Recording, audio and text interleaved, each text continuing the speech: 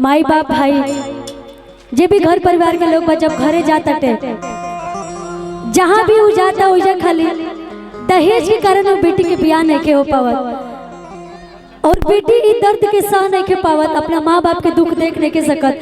काहे कि केहू बेटी के बाप माई ना चाहे कि हमार बेटी कोनो ऐसा तैसन घर में जा, सभी चाहिए कि हमार बेटी अच्छा घर में जा, बढ़िया घर में जा। और ध्यान से सुनब चाहिए, बड़ी सुंदर लाइन बटे। हमके तो नहीं खिलात की लाइन हम गा पाए, काहे कि अभी हमके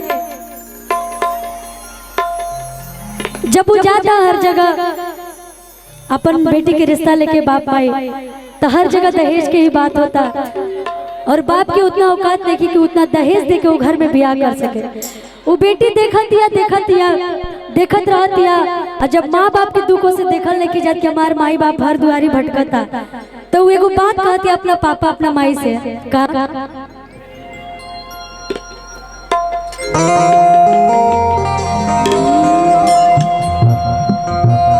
कि सहज दवाई बाटे सुनो बाप माई कि सहज दवाई बाटे सुनो बाप माई दे दो जहरिया खाके हम मर जाए। सहज दवाई बाटे सुनो बाप माई दे दो जहरिया खाके हम मर जाए। वो ऐसे कहतिया काहे कि हम सबके ना काम बहुत ऐसा घर परिवार के लोग बा जे दहेज के खिलाफ बा, लेकिन कुछ ऐसा लोग बा लेकिन माइंड सेट ओकर चेंज नहीं के हो सकत, चाहिए चाहे हुआ कुछ कर दे माइंड सेट जोन बा वो सोच बदल ही नहीं के सकत।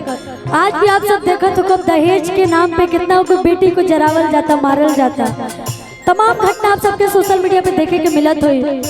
अब तो सोशल मीडिया के जमाना बा और जब सोशल मीडिया के जमाना ना रहे उससे पहले भी बहुत सारा हादसा होते रहे जो उनकी अच्छा तरीका से लोग के बीच में ना पहुंच पाते रहे। कहला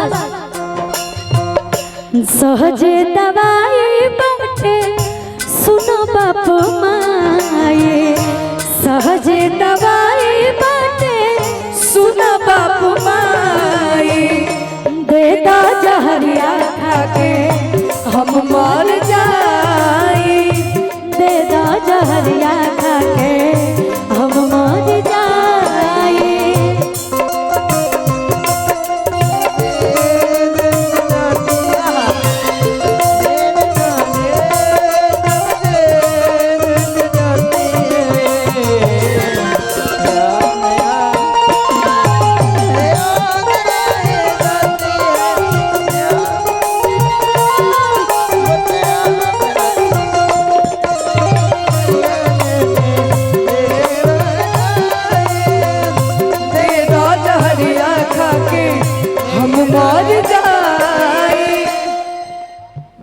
कह दिया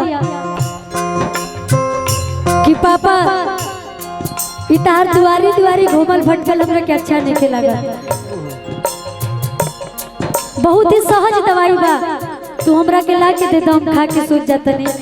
काहे कि तहरा तोहारी दुख हमसे देखल नहीं के जात। कहला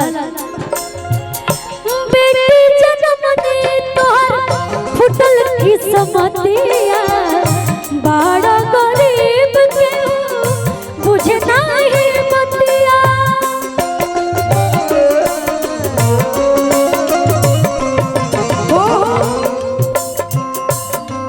देखिए जे बहुत भाग्यशाली होला ओकरा घर में बेटा जन्म ले ले, लेकिन जे सौभाग्यशाली होला ओकरा घर में बेटी जन्म ले ले। और बहुत खुश नसीब होला जेकरा घर में बेटी जन्म ले ली। और सही ना माँ के दर्जा सबसे ऊपर रखल गई बा। हम केहू के गलत नहीं बोलत, सब एक दूसरे के पूरक बनी जा, सब एक दूसरे के पूरक है, लेकिन माँ का दर्जा सबसे ऊपर दिया गया है। बेटी जन्म ने तोहर फुटल किस्मतिया बड़ा गरीब केहू बुझे नाही बतिया।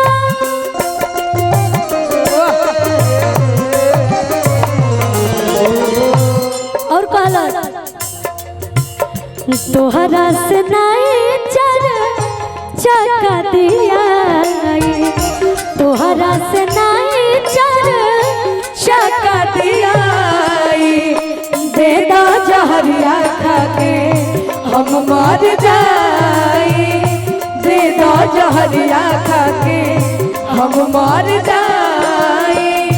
सहज दवाई बाटे सुनो बापो माई, सहज दवाई बाटे सुन बाप माई, दे दो जहरिया खा के हम मर जाई, दे दो जहरिया खा के हम मर जाई, दे दो जहरिया खा के हम मर जाई। एक बार अच्छा लगा तो जरूर ताली बजाइए आप सब।